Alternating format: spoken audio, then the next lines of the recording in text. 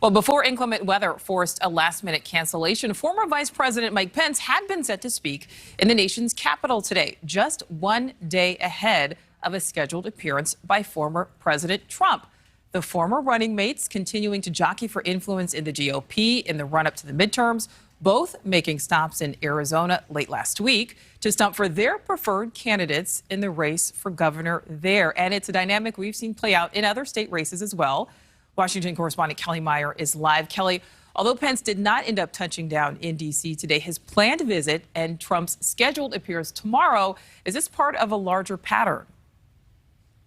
Well, it's the timing of all of this that stands out here, Nicole, and it's fueling the rumors that former Vice President Mike Pence might make a run for president in 2024, potentially going against his former boss. He was set to speak here at a conservative think tank in Washington, D.C. tonight. That now being delayed until tomorrow is setting up this showdown here in the nation's capital, but don't expect the band to be getting back together here. They'll be at dueling D.C. events.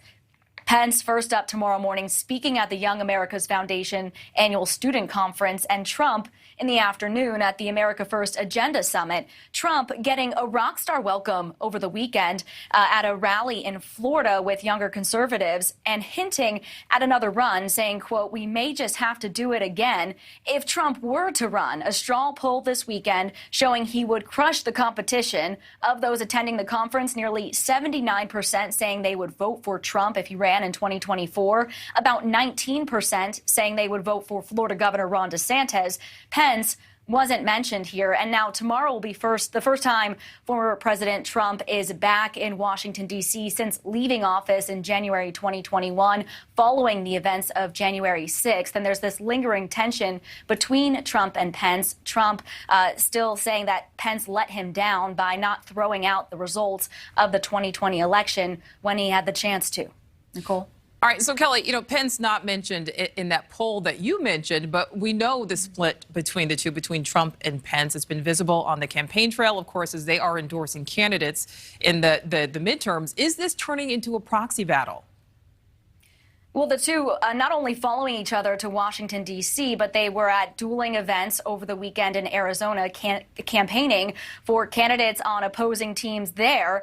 Pence campaigning with current Governor Doug Ducey, who is term limited, as they support Karen Taylor Robson, while Trump held a rally for her competitor, Kari Lake. And we saw this in Georgia when we were down there covering the race, where Pence campaigned for Governor Brian Kemp, current Governor Brian Kemp, and Trump for former Senator David Perdue, Kemp winning there. And just last weekend in Maryland, Trump's candidate there for the primary race winning. And that's a candidate that also has called Pence a traitor in the past. And Trump and Pence now using this, testing the waters as they endorse candidates in these primary races, seeing how they themselves may fare in a potential 2024 bid.